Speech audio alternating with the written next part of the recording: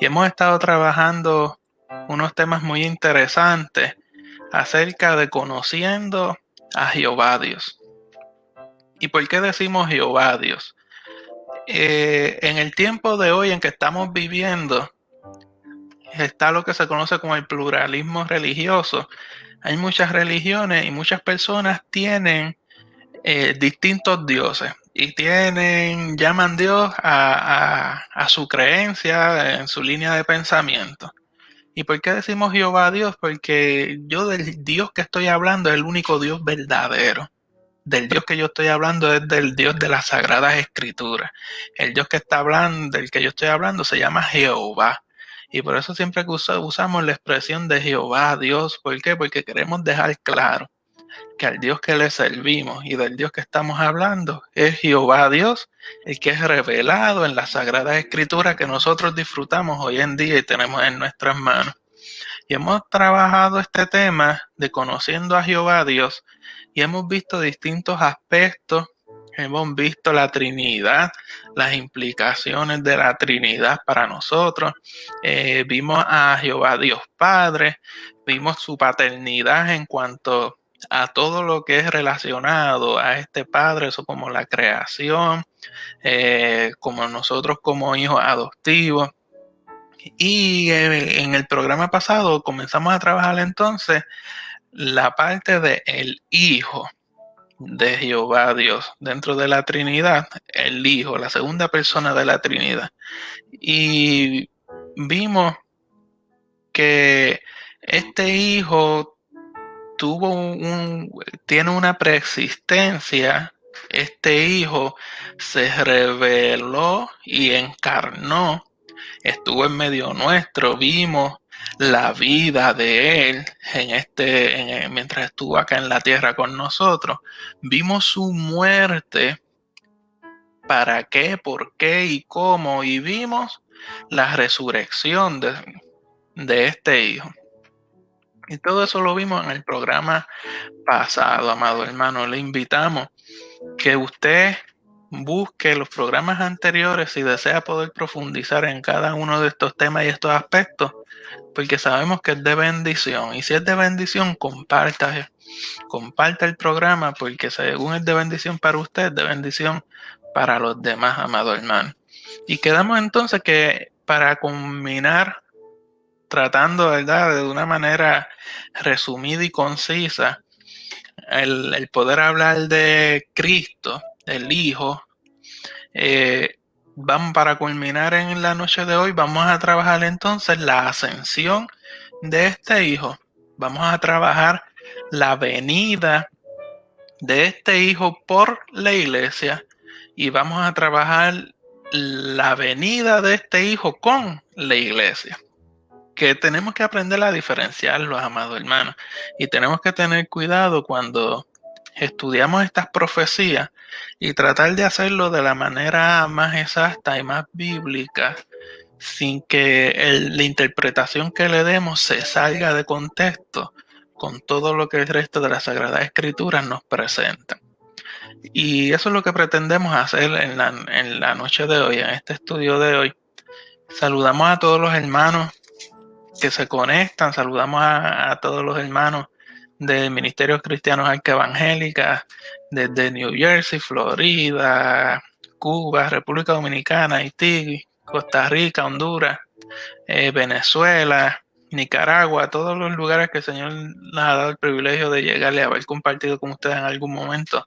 Les damos un fuerte abrazo, ¿verdad?, desde acá, y un saludo cariñoso, esperando en el Señor que podamos poder tener ese encuentro nuevamente en algún momento, así lo permita Dios. Amado hermano, busque la Sagrada Escritura, busque su Biblia, busque lápiz, papel, porque cuando estudiamos la palabra de Dios siempre nos bendice, siempre nos llena, y a eso vamos en esta hora, amado hermano. Así que vamos a trabajar el tema de la ascensión de este Hijo. Y tenemos nosotros que entonces partir desde el punto donde nos quedamos de la resurrección y el significado de la resurrección de este Hijo. Y tenemos que ver que la resurrección de Cristo es la primera en una serie de exaltaciones de Cristo.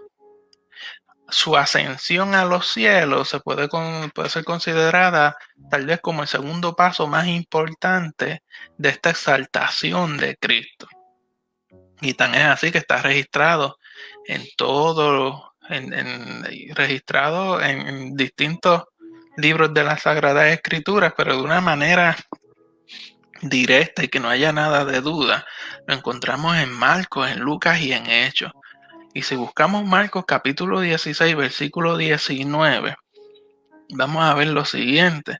Dice, y el Señor, después que les habló, fue recibido arriba en el cielo y se sentó a la diestra de Dios. Así que vemos que fue ascendido y fue recibido y fue sentado a la diestra. Hay tres cosas aquí importantes que tenemos que tener en mente y las vamos a ver según vayamos corriendo y trabajando el tema. Vimos que fue ascendido, fue recibido y sentado a la diestra del Padre. En Lucas capítulo 24, versículos 50 y 51, también se nos presenta este evento y dice, y los sacó fuera hasta Betania y alzando sus manos los bendijo. Y aconteció que bendiciéndolos se separó de ellos y fue llevado arriba al cielo. O sea, fue lo que se conoce como la ascensión de Cristo. Y si buscáramos Hechos capítulo 1, versículos 9 y 11, vamos a ver también este evento de la ascensión de Cristo. Ahora, hay algo interesante y es que no solamente tenemos estos pasajes bíblicos y otros más que señalan la ascensión de Cristo, sino que tenemos versículos que nos confirman que Cristo verdaderamente llegó al cielo. Y esto es algo muy interesante, porque no solamente hay evidencia concreta y con testigos de que Cristo fue ascendido, sino que hay evidencia y hechos que afirman que Cristo llegó al cielo y vuelve y confirma su ascensión. Y unas implicaciones que esto conlleva. Y si buscamos entonces Hechos capítulo 7, versículos 55 y 56, es uno de los eventos más conocidos, que es el que vamos entonces a utilizar. Vemos la experiencia de Esteban, cuando están apedreando a Esteban. Y el versículo 55 dice, pero Esteban, lleno del Espíritu Santo, puesto los ojos en el cielo, vio la gloria de Dios y a Jesús que estaba a la diestra de Dios. O sea que Esteban lo vio en el trono, a la diestra del Padre. El versículo 56 dice, y dijo, o sea, Esteban dijo, he aquí, veo los cielos abiertos y al Hijo del Hombre que está ¿dónde? A la diestra de Dios. La ascensión señaló el fin del ministerio terrenal del Hijo. Así como Cristo, el Hijo, había venido, nació en Belén, también ahora Él había retornado al Padre. Esto marcó el retorno a su gloria manifiesta, amado hermano, la cual estaba oculta en su vida terrenal aún después de su resurrección. Su entrada en los cielos es un gran triunfo, significando que terminó su obra en la tierra y una entrada dentro de su nueva esfera de trabajo a la diestra del Padre. Sí, porque Él terminó su ministerio aquí en la tierra, pero al subir, estar en el cielo, y como hemos visto cada uno de estos versículos señalando lo que está a la diestra del Padre, subió al cielo para comenzar su nueva, por decirlo así, su nueva faceta ministerial. Y es que la posición de Cristo, amado hermano, tenemos que entender que la posición de Cristo en los cielos es una de señorío universal. Es una que mientras espera su último triunfo y esa segunda venida, se presenta frecuentemente a Cristo a la diestra del Padre. En Marcos capítulo 12, versículo 36, está Jesús hablando y él dice, porque el mismo David dijo por el Espíritu Santo, dijo el Señor a mi Señor, siéntate a mi diestra. Está Jesús narrando lo que David dice. Y David está diciendo que el Señor le dijo a su Señor. O sea, el Padre le dice al Hijo, siéntate a mi diestra, hasta que ponga a tus enemigos por estrado de tus pies. O sea que Jesús está sentado a la diestra del Padre, esperando que todos los gobiernos, escuche bien, que todos los gobiernos de la tierra sean puestos a los estrados de sus pies. Así que Jesús está a la diestra del Padre haciendo un trabajo en específico, esperando el momento para él tomar el control, dominio y reino de toda nación. Si vamos a Marcos capítulo 16, versículo 19, dice, y el Señor, después que les habló, fue recibido arriba en el cielo. ¿Y dónde se sentó? A la diestra de Dios. Si vamos a Romanos capítulo 8, versículo 34. Este es el apóstol Pablo diciendo, ¿quién es el que condenará? Cristo el que murió, mas aún el que también resucitó, el que además está a la diestra de Dios, el que también intercede por nosotros. Y este versículo, esta revelación que el apóstol Pablo presenta, es una completa de quién es el Hijo. Presenta que este Cristo, el Hijo, murió, presenta que resucitó y le añade que está a la diestra de Dios.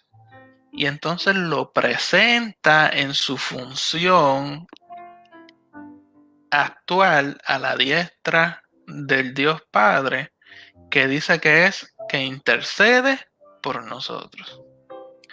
Y yo no sé si esto a usted le emociona o le llama la atención o le causa alegría pensar que el mismo Jehová Dios Hijo es el que preexiste, él mismo se encarna, él mismo crece, se desarrolla, él mismo muere, él mismo resucita, llega a la diestra del Padre. ¿Todo eso para qué? Para que nosotros podamos disfrutar de la salvación de nuestras almas. Él hizo todo lo que era necesario. ¿Para qué? Para que nosotros podamos obtener la vida eterna, amado hermano.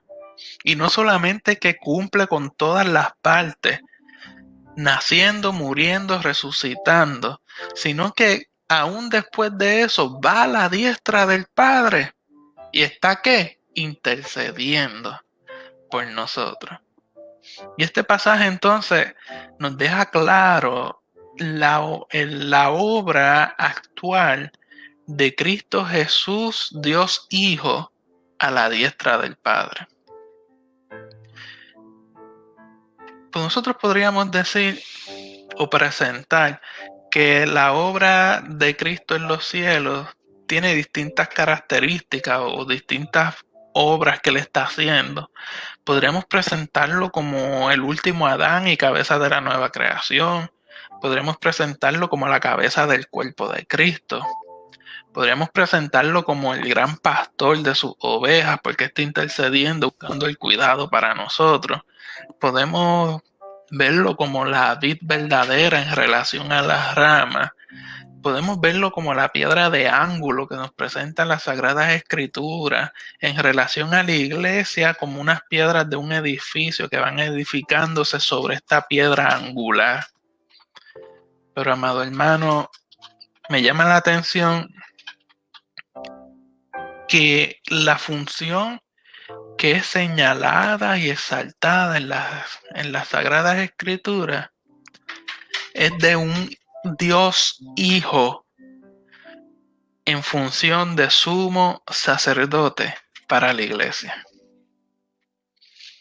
Nosotros podríamos tal vez verlo también como el esposo en relación a su novia, la iglesia, pero las Sagradas Escrituras presentan y resaltan el sumo sacerdocio de este Jehová Dios Hijo, que intercede por quién, por usted y por mí, por los que hemos creído y los que hemos seguido las pisadas del Maestro y hemos decidido servirle. Así que podríamos entonces ver o buscar en las Sagradas Escrituras algunas verdades que son muy importantes en cuanto a la obra de este Jehová Dios Hijo como sumo sacerdote. Y es que como sumo sacerdote sobre el verdadero tabernáculo en lo alto, no es este tabernáculo que había acá en la tierra, sino el tabernáculo, el trono, en lo alto, en el cielo. El Señor Jesucristo ha entrado en el mismo cielo. ¿Para qué? Para ministrar como sacerdote a favor de aquellos quienes somos su propiedad en el mundo. Porque no es solamente, es que en Cristo lo tenemos todo, amado hermano. Es nuestra salvación. Es nuestro sumo sacerdote.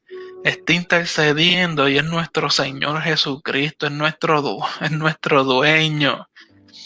Nosotros somos esclavos de Él, o sea, en Cristo lo tenemos todo, no hay nada más que buscar, amado hermano. Si vamos a Hebreos capítulo 8, versículo 1 y 2, podemos leer lo siguiente. Ahora bien, el punto principal de los que venimos diciendo es que tenemos tal sumo sacerdote, el cual se sentó a la diestra del trono de la majestad en los cielos, ministro del santuario y de aquel verdadero tabernáculo que levantó el Señor y no el hombre. O sea que tenemos a este sumo sacerdote, el que está a la diestra del trono de la majestad en los cielos, que es el ministro del santuario y no el tabernáculo que levantó el ser humano, el hombre aquí en la tierra, sino el tabernáculo que levantó el mismo Jehová Dios. En ese santuario es que se encuentra este sumo sacerdote intercediendo por nosotros. Y esto tiene unas implicaciones porque el hecho de que Él, o sea, el Hijo, Cristo Jesús, haya ascendido y haya sido recibido por su Padre en los cielos, amado hermano.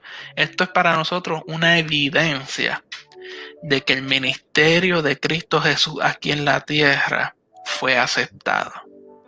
El que Él se sentara a la diestra del Padre, lo que hace es que indica que su obra a favor del mundo está totalmente completa. El que Él se sentara en el trono de su Padre y no en su propio trono, o sea, acá en la tierra, es una constante enseñanza en las Sagradas Escrituras que Cristo Jesús no estableció un reino en la tierra en su primera venida, sino que Él está ahora esperando hasta el tiempo cuando el reino vendrá en la tierra y lo divino será hecho en la tierra así como en el cielo. Apocalipsis 11:15 nos dice que los reinos del mundo han venido a ser de nuestro Señor y de su Cristo, y Él reinará por ¿cuánto tiempo? Por los siglos de los siglos. Este Hijo, que es rey aún, pedirá a su Padre, el cual le dará por herencia a las naciones y como posesión suya a los confines de la tierra, nos enseña el Salmo capítulo 2, versículo 8. Así que este sumo sacerdote, vemos a Jehová Dios Hijo como sumo sacerdote en el verdadero tabernáculo celestial. También podemos ver como nuestro sumo sacerdote, Cristo es el dador de los dones espirituales. De acuerdo al Nuevo Testamento, un don es una capacitación divina que llega al creyente a través del Espíritu Santo que mora en él. Es el Espíritu trabajando para cumplir ciertos propósitos divinos y usar a quien Él habita para este fin, amado hermano. Él mora con ese fin en nosotros. No es de ninguna manera una obra humana o ayudada, que no es de ninguna manera una obra humana, sino que es que el Espíritu Santo deposita.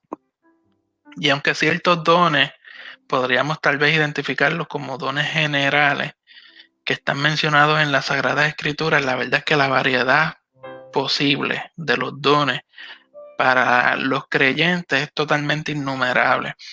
¿Por qué? Porque es que no hay dos vidas que vivan exactamente bajo las mismas condiciones, amado hermano.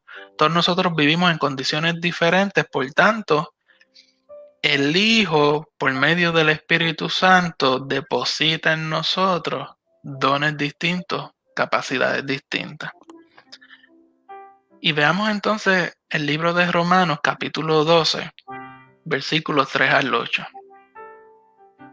Romanos 12, 3 al 8 dice lo siguiente. Digo, pues, por la gracia que me es dada, a cada cual que está entre vosotros que no tenga más alto concepto de sí que el que debe tener, sino que piense de sí con cordura, conforme a la medida de fe que Dios repartió a cada uno. Porque de la manera que en un cuerpo tenemos muchos miembros, pero no todos los miembros tienen la misma función, así nosotros, siendo muchos, somos un cuerpo en Cristo, y todos miembros los unos de los otros. De manera que teniendo diferentes dones según que la gracia que nos es dada. Y si el de profecía, úsese conforme a la medida de la fe. O si de servicio, en servir. O el que enseña, en la enseñanza. El que exhorta, en la exhortación. El que reparte con liberalidad. El que preside con solicitud. El que hace misericordia con alegría. Este pasaje nos muestra algunos dones que Jehová Dios Hijo por medio del Espíritu Santo deposita en los creyentes. Y vemos que el apóstol Pablo nos está diciendo, no debemos mirar por encima del hombro al que tiene un don distinto al mío. ¿Por qué? Porque es que todos somos necesarios. Según el cuerpo, cada parte del cuerpo ejerce una función específica. Así nosotros somos como creyentes dentro de la iglesia.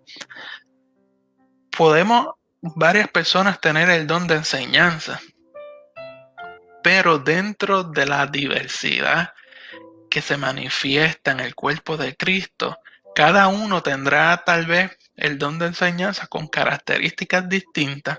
¿Por qué? Porque Jehová Dios ha determinado que alcance o logre unas metas en específico, mientras que entonces la otra persona alcance o logre otras metas en específico. ¿Por qué? Porque todos trabajamos para un mismo cuerpo desde distintas perspectivas. Y nosotros como iglesia debemos aprender y entender que el que está a mi lado, si tiene un don similar al mío, no es competencia mía, amado hermano. El que está a mi lado y tiene un don similar al mío, tenemos que aprender a verlo como mi mano derecha, es mi apoyo y yo soy apoyo de él, porque habrán detalles en el que él podrá tener fortaleza y yo debilidades, pues él me ayuda, o viceversa. Tenemos que aprender que el que está a mi lado con características o dones similares al mío, tenemos cada cual un fin específico y lo que debemos es apoyarnos mutuamente, no vernos como rivales, amado hermano. Tenemos que aprender que somos un solo cuerpo y trabajamos para una misma iglesia, que es la Iglesia Universal de Jesucristo. No es la iglesia de este sitio ni la otra, sino el cuerpo completo de Jesucristo. En 1 Corintios capítulo 12, versículos 4 al 11. Está también Pablo diciéndonos, ahora bien, hay diversidad de dones. Mira qué interesante, hay diversidad de dones, pero el Espíritu es el mismo. Y vea que la E está con mayúscula, o sea, el Espíritu Santo es el mismo.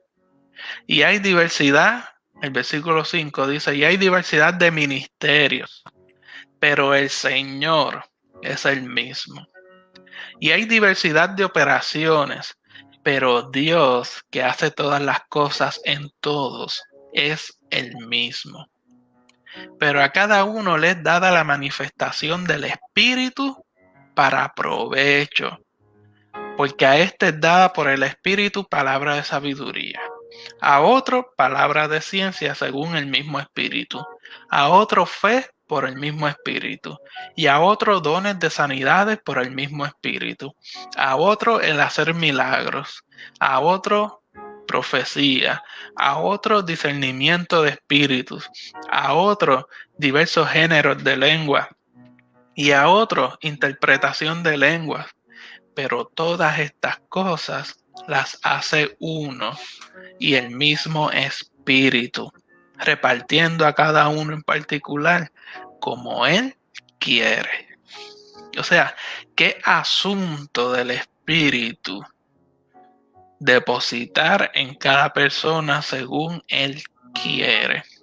Nosotros debemos aprender no anhelar o celar el don de otra persona. Escuche bien, no podemos estar deseando el don de otra persona, porque Jehová Dios ha puesto el don que Él quiere sobre usted para una función en específica. Lo que tenemos que aprender es a reconocerlo, desarrollarlo e implementarlo para alcanzar lo que Jehová Dios quiere con nosotros. Así que a cada creyente le es dado un don, pero la bendición y el poder del don, escuche bien, usted lo experimentará solamente cuando la vida suya esté totalmente rendida a los pies de Jehová Dios. Cuando usted esté totalmente rendido a los pies de Jehová Dios y decida quitarse todo lo que le pesa y lo aguanta, entonces podrá ver la bendición del poder del don en su vida, amado hermano. Podemos ver también que Cristo, Jehová Dios el Hijo, ascendió como sacerdote, que ha ascendido como sacerdote, vive para siempre para hacer intercesión por los suyos. Este ministerio comenzó antes de que Él dejara la tierra, amado hermano, y este ministerio tenemos que entender que va dirigido totalmente para los salvos, o sea, para los que han creído en Él como su Salvador. No podemos pensar, y las Sagradas Escrituras, y soy claro en esto, no nos enseñan las Sagradas Escrituras que el Hijo está intercediendo por personas que no han creído en Él. La intercesión del Hijo a la diestra del Padre es para todo aquel que ha creído en Cristo Jesús como su Salvador. Y la palabra nos enseña que Él continuará en los cielos todo el tiempo que esté la iglesia en el mundo. Mientras la iglesia esté en el mundo, el Hijo estará intercediendo por la iglesia. Si vamos a Juan capítulo 17, versículo 9, del 1 al 26 vemos a Jesús hablando y orando con su Padre, teniendo una conversación. Y en el versículo 9 en específico podemos ver esta expresión. Jesús diciendo, yo ruego por ellos, no ruego por el mundo, sino por los que me diste, porque tuyos son. Así que vemos al mismo Jesús señalando que Él ruega por quién, por los que Jehová Dios le dio, o sea, por los que han sido salvos. Y vemos durante todo, si estudiásemos ese pasaje completo, Juan capítulo 17, versos del 1 al 26, y lo vemos con detenimiento, vamos a ver esa intercesión del Hijo ante el Padre por la iglesia. Y vemos cómo va cada vez profundizando más y llegando a un nivel de profundidad y fuerza ante el Padre, esa intercesión que Él está haciendo por nosotros, su iglesia. Así que su obra de intercesión del Hijo tiene que ver con la debilidad, con la necesidad de ayuda y la inmadurez de los santos que están sobre la tierra, cosas en las cuales ellos no son en ninguna manera culpables. O sea, si usted tiene alguna debilidad o si usted no ha alcanzado la madurez en algunas áreas, amado hermano, tenemos que buscar crecer y desarrollarnos. Pero podemos ver en este pasaje que Jesús está intercediendo como quiera por nosotros en esas debilidades y en esa inmadurez que podamos tener, porque Él conoce las limitaciones de nosotros y el poder y la estrategia del enemigo con quienes tienen que luchar. O sea, Jesús nos conoce, Él sabe cómo somos nosotros y por eso intercede ante el Padre diciendo, si Él falló, fue por esto, por aquello, porque sigue siendo humano, pero su corazón sigue amándote. Y tenemos esa intercesión de Jesús ante el Padre constantemente. En Lucas capítulo 22, versículos 31 y 32, dice, y dijo también el Señor, Simón, Simón, he aquí Satanás os ha pedido para zarandearos como a trigo, pero yo he rogado por ti que tu fe no falte, y tú, una vez vuelto, confirma a tus hermanos. Ya está Jesús diciendo, yo vi que Satanás ha pedido buscar la manera de destrozarte. El versículo 22 dice, pero yo he rogado. O sea, yo he intercedido por ti. ¿Para qué? Para que tu fe no te falte. O sea, para que esa debilidad que pueda haber en ti no sea manifiesta, sino que tú puedas sobrellevar la situación que vas a enfrentar.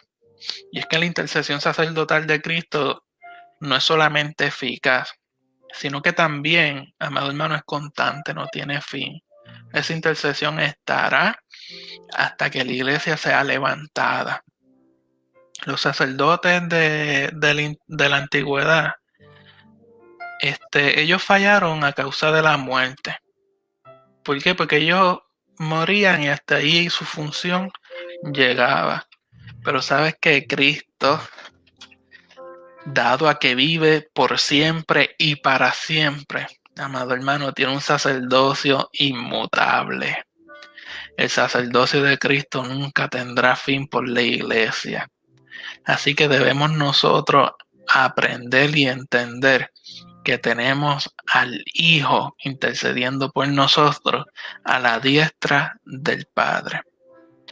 Se puede concluir que la obra presente de Cristo, amado hermano, es la clave para poder entender la presente tarea de Dios de llamar a un pueblo para formar el cuerpo de Cristo. ¿Por qué? Porque para poder formar el cuerpo de Cristo tenemos que ser santificados y tenemos que ser testigos de la obra redentora.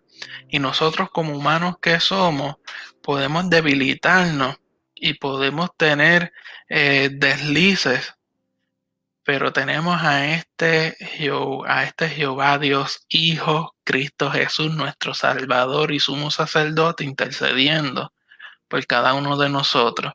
¿Hasta qué? Hasta que la iglesia sea levantada. Ahora, hemos estado hablando que esta intercesión va a ser hasta que la iglesia sea levantada. Y esto nos da pie entonces a poder comenzar a ver o analizar en qué momento o cómo será tal vez este levantamiento de la iglesia. Yo les invito y les exhorto a que ustedes busquen el programa anterior de el Mesías ya vino y el otro programa, el Mesías de la Segunda Venida, porque en ellos pudimos trabajar tal vez un poquito más detallado estos aspectos que hoy vamos a ver de una manera resumida. Así que si usted desea poder adentrarse en estos aspectos, pues le invitamos a que busque estos programas anteriores, amado hermano. Pero lo que sí les vamos a decir es que nosotros podemos identificar el regreso del Hijo por la iglesia y podemos identificar el regreso del Hijo con la iglesia. Y la palabra de Dios contiene muchas profecías que al presente todavía están en espera de su cumplimiento. Y es razonable como honroso para Dios que nosotros creamos que dicha profecía se cumplirá tal y como fueron cumplidas las anteriores acerca de la venida del Mesías. La enseñanza de que Cristo volverá a esta tierra, tal como Él era cuando ascendió a la diestra de Dios, es una enseñanza que es característica de toda línea de pensamiento de la fe cristiana.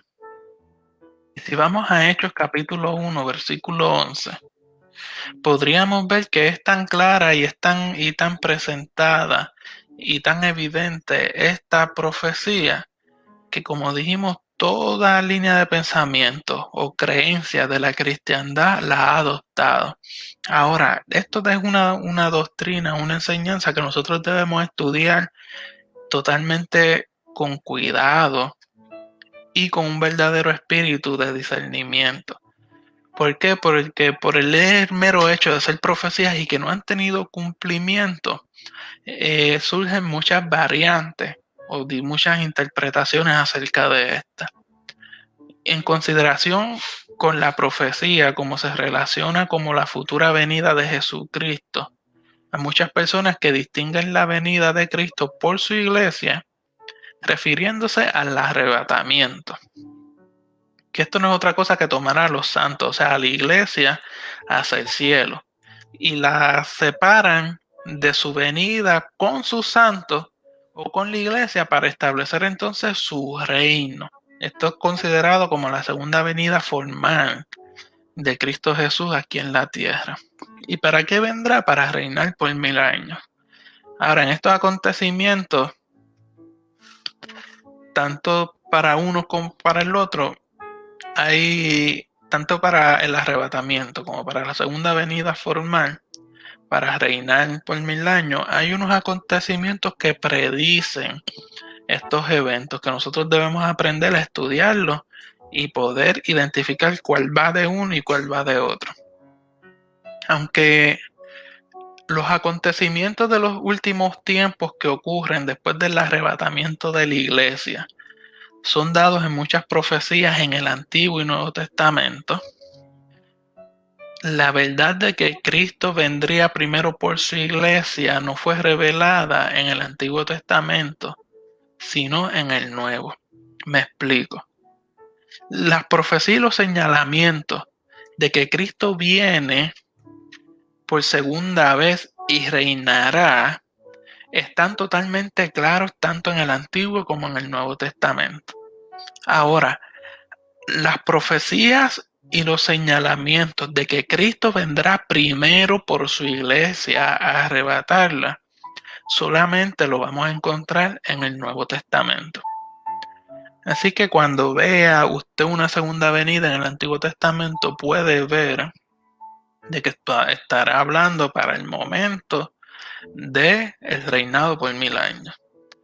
Y escribiendo a los tesalonicenses con respecto a estas preguntas, Pablo da unos detalles que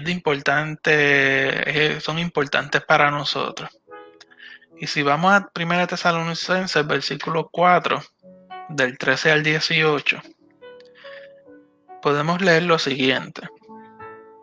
Pablo está diciendo: tampoco queremos, hermanos, que ignoréis acerca de los que duermen, para que no os entristezcáis como los otros que no tienen esperanza.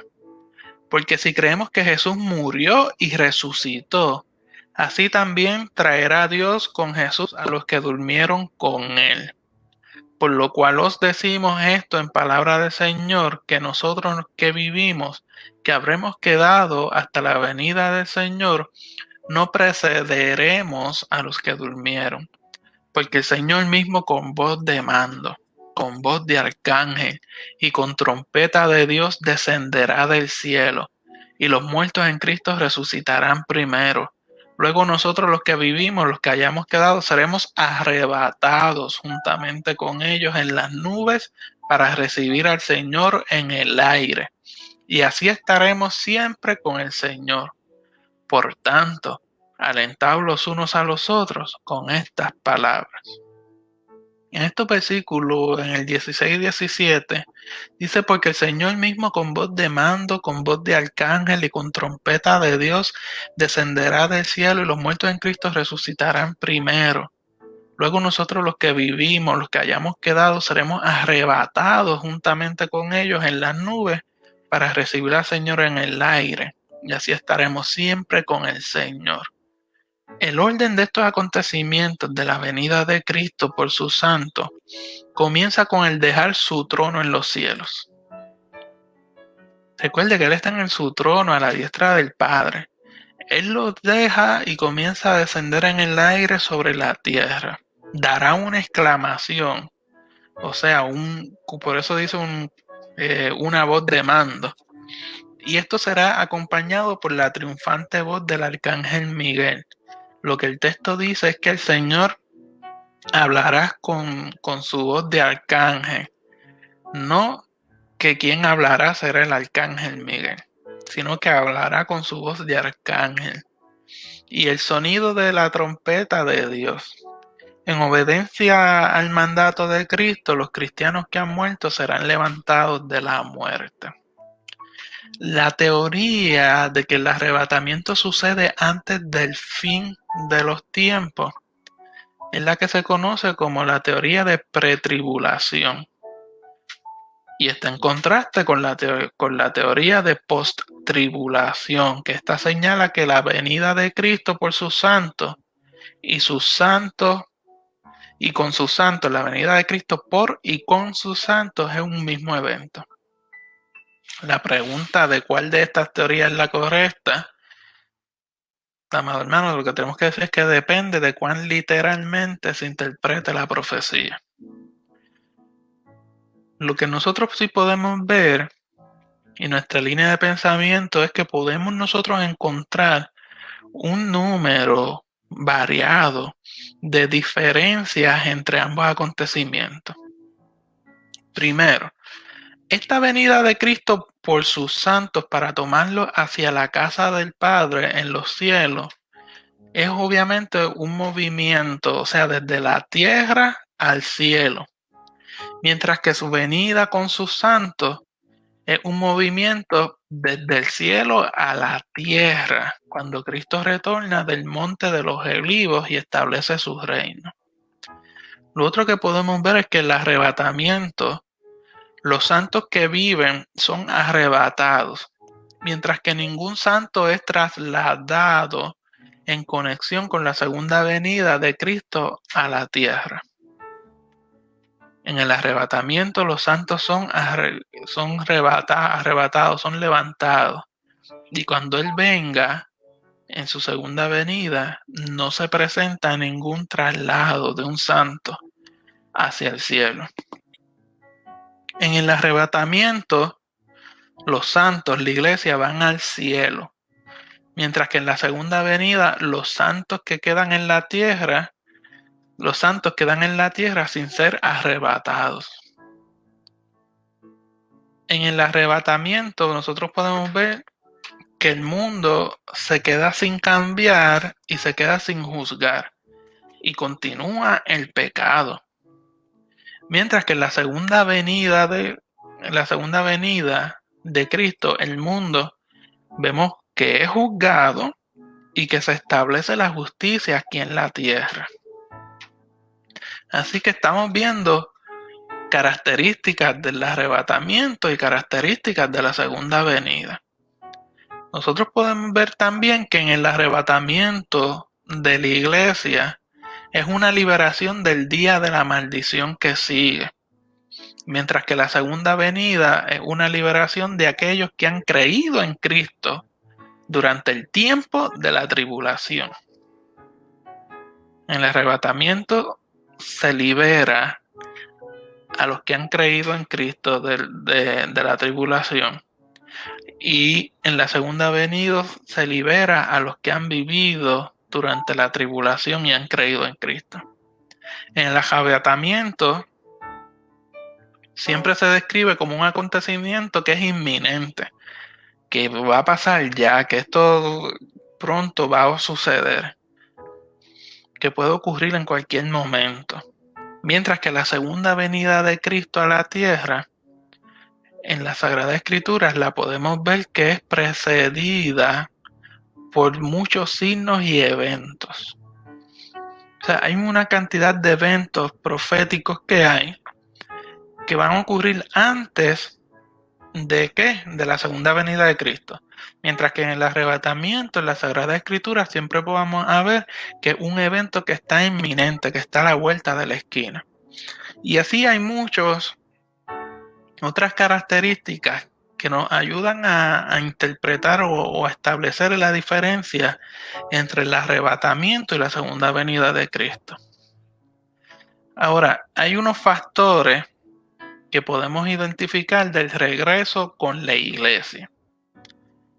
Y lo primero que podemos ver de ese regreso con la iglesia es que la Biblia enseña que el Señor Jesucristo retornará a la tierra personalmente y en las nubes del cielo. De acuerdo con todos los pasajes bíblicos, amado hermano, esto es un evento glorioso al cual todo el mundo verá. Si vamos a Zacarías 14, versículo 4. Dice lo siguiente: y se afirmarán sus pies en aquel día sobre el monte de los olivos, que está enfrente de Jerusalén al oriente, y el monte de los olivos se partirá por en medio, hacia el oriente y hacia el occidente, haciendo un valle muy grande, y la mitad del monte se apartará hacia el norte, y la otra mitad hacia el sur. En Mateo 25:31 dice: cuando el Hijo del Hombre venga en su gloria y todos los santos ángeles con él, entonces se sentará en su trono de gloria. En Apocalipsis 1:7 se nos dice: he aquí que viene con las nubes, y todo ojo le verá, y los que le traspasaron y todos los linajes de la tierra harán lamentación por él. Sí, amén. Así que el retorno de Cristo será visto por todos en la tierra. Y el pasaje dice que todos lamentarán, todas las tribus. ¿Por qué? Porque en ese momento serán más los incrédulos que lo verán y se lamentarán. ¿Por qué? Porque lo que le vendrá será el juicio. En su segunda venida a la tierra, Cristo es acompañado, amado hermano, por sus santos y ángeles en dramática procesión. O sea, que no es que Cristo va a venir solo, es que Cristo viene con los ángeles y con la iglesia. Eso será algo majestuoso, ver ese batallón de seres espirituales bajando en las nubes hasta llegar a la tierra.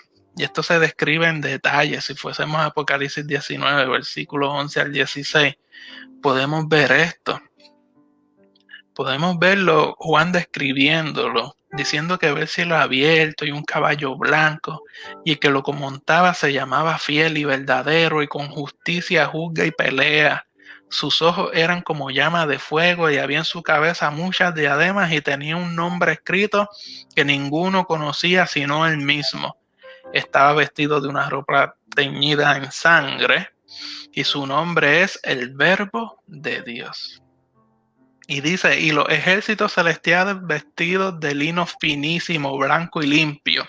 O sea que no viene solo, viene con los ejércitos celestiales. Y será un evento que llegará de tan magnitud que todo ojo podrá verlo. El hecho de que esta es una procesión o sea, un movimiento en el que Cristo es acompañado por todos los santos y los ángeles. Esto indica que será algo gradual y que será poco a poco y por tanto toda la tierra podrá verlo. Esto terminará en el Monte de los Olivos, el mismo lugar desde el cual Cristo ascendió a los cielos. Desde el mismo lugar que ascendió, ahí Él llegará. En el momento en que sus pies toquen los montes de los olivos, amado hermano, ese monte se partirá en dos y formará un gran valle extendiéndose de Jerusalén hasta el valle Jordán. Y esa es entonces lo que conocemos como la segunda venida de Cristo, que es el regreso con la iglesia. Así que hemos visto las características de este Jehová Dios Hijo, que es nuestro sumo sacerdote intercediendo a la diestra del Padre por toda la iglesia, y eso lo hará mientras la iglesia esté presente aquí en la tierra. Así que, como dice la Sagrada Escritura, abogado tenemos ante el Padre. Y ese Padre vendrá para buscar la iglesia, ese Hijo, perdonen, vendrá para buscar la iglesia y luego regresará con la iglesia a establecer su reino. Así que ese es el momento que todos estamos esperando, amado hermano. Ese regreso de Jehová Dios el Hijo por la iglesia y ese regreso de Jehová Dios el Hijo con la iglesia, en el cual todos esperamos estar ahí para disfrutar de ese evento al acompañado de ese Hijo amoroso quien murió en la cruz por nosotros, que murió, resucitó, ascendió, intercede, viene por nosotros y regresa con nosotros, amado hermano. Y ese es la segunda persona de la Trinidad, Jehová Dios, el Hijo. Así que le invitamos a que venga y nos acompañe en el próximo programa de Tu Palabra, qué bendición, estudiando esta serie titulada Conociendo a Jehová Dios. Ya conocimos a Jehová Dios Padre, ya conocimos a Jehová Dios Hijo, y vamos a comenzar a trabajar entonces Jehová Dios Espíritu Santo. Dios bendiga a Diana Animados, que está conectada con nosotros, Yasmín Reyes, Frank Cruz, Dios te bendiga, Nati, Félix González, Carlos Matamoros, Pastor, Dios le bendiga muchísimo, saludos. Simón Barrio Nuevo, Dios le bendiga muchísimo, Pastor. Está también por ahí Raúl González, Pablo Lozada, Virgen Rodríguez, Amparo Torres, Carlos Torres. Dios les bendiga muchísimo, amado hermano. Le damos gracias por darnos esta oportunidad y no se pierda el próximo programa de Tu Palabra, qué bendición, donde estaremos estudiando entonces Jehová Dios, el Espíritu Santo. Dios le bendiga muchísimo. Nos vemos la próxima semana en el programa Tu Palabra, qué bendición. Muchas gracias.